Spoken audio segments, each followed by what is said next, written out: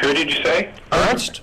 Ernest. They left off an E. I apologize. Oh, that's okay. How are you guys? Good. How are you? I can't complain. You could. Though I say that for years I did complain about you guys. I'm sorry, what was that? So though for years I did complain about you guys. Okay. You complain about us specifically or atheists in general? No, you guys specifically. Okay, you guys were the devil. Okay, so now you decided you can't beat them, you got to join them. You know, isn't that interesting? Are you serious? Are you serious? Definitely. I served on Vance Russell's church. It's called Arise Fellowship. Joe Cruz's church down in South Austin. I'm an ordained minister still today for some reason. You know, my best friend that owns the Ministerial Bible School, and that, you know, I'm going through a phase. I was the person that you guys were talking about earlier who wouldn't take their kid to the doctor while I stood in faith. Okay. Wow. And, you know, part of my deconversion process began when I really asked myself, is this moral? And it just, as a Christian, the things that I would do, I would go into H-E-B supermarkets and grab people who were in wheelchairs and literally throw them. To what end were you doing that? Excuse me? Why would you do that? I'm confused.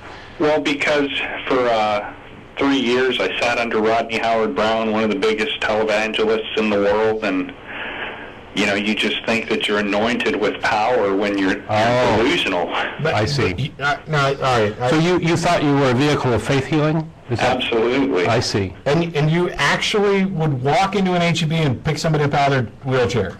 Absolutely. And nobody arrested you for this? That's dangerous. Because they damn sure should have. Yeah, they really should have. You know, I was just talking to my wife. I lost every Christian friend that I have. Well, I'm sorry. Sometimes it's a difficult process. It is. I mean, you know, and I was talking to my wife, and I told my wife, I said, you know, Kelly, I would not let me around my kid 4 years ago. I wouldn't let myself around my kid 2 years ago. Yeah, and I bet though the you from 2 and 4 years ago wouldn't let the current you around your kid now. You know, isn't that interesting? Man, I should just lock myself up. But, you know, I called in a couple of weeks ago. My schedule's so busy with work and traveling and what have you that I wasn't able to call back in.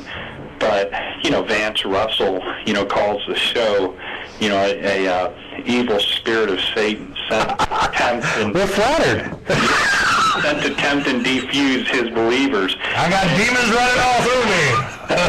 And you know what's so funny is that this is supposed to be, you guys want the funniest thing in the world to go see.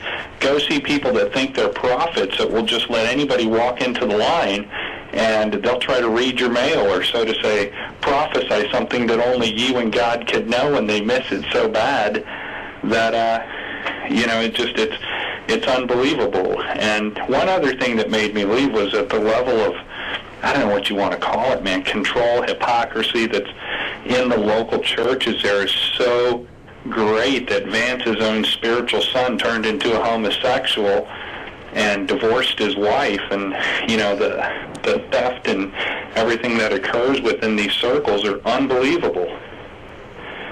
And Wait, he has a son? People can't see this. They need to go to the church.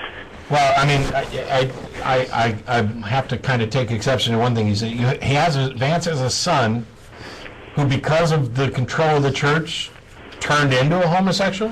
He was a homosexual, and it's not a physical son, it's his spiritual son. He birthed this guy in the faith, put this guy over control of his money, you know, his people, and literally...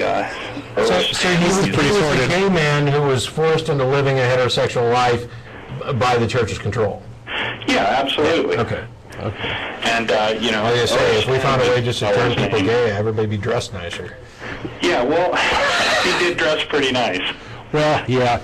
It's regrettable how people get into sort of mind games, right? And sort of get chewed up by it, I think, and spat out.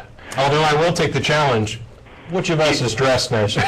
Yeah, well, you know, and to the my whole purpose is, man, you guys keep doing what you're doing, because in the time that I deconverted, we lost our friends. You know, I performed my brothers and very close friends of mine their own weddings. And when they, when they see where I'm at today, they're just like, Ernest, you're a total fake. No, I wasn't a total fake. Nobody would make me do the things that I did. You changed, right? If I wasn't a fake. But keep doing what you're doing, because it was in those times where I was literally suicidal, in the times where, I deconverted, nobody would talk to me. I thought, well, holy crap, there's nothing left. Wow. And spending time watching the shows, watching YouTube, maybe these guys really have something, actually gave me energy, strength to be where I'm at today, in which I couldn't live a better life.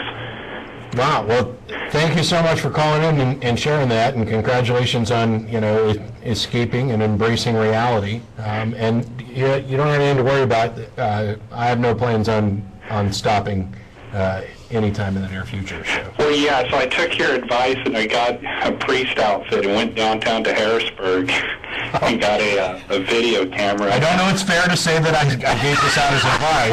I did. You said to wear it and look at the level of respect you get. And I said, well, I wonder how much respect I'm going to get if I go out and try to deconvert people. Yeah. Oh, okay. You did that in that getup?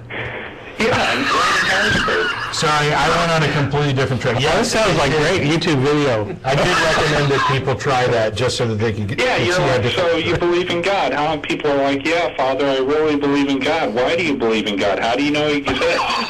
And you just hear their answers.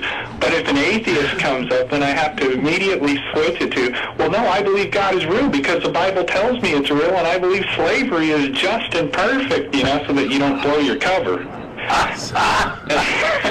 It is true that when someone finds out you're an atheist, the shields go up, and... Well, because if you try to literally, you just end up, an atheist will ask you questions until you'll literally be stumped. You can't answer. We're good at that. But look, you guys deal with callers that people really want to hear. Keep working. You're making a difference in people's life. I live a very sane job. I'm very wealthy and to do good in my life today. And guess what? It doesn't take prayer. It doesn't take tithing, which, man, I wish I could have all my money back. Me too. And, I live a wonderful life. I'm not tormented. And devils aren't chasing me around, spying on me all the time. And,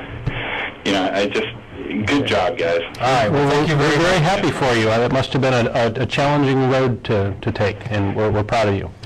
It is. An atheist, you got to remember, be gentle with people. You don't want to turn them off. Wait, you sure you were watching this show?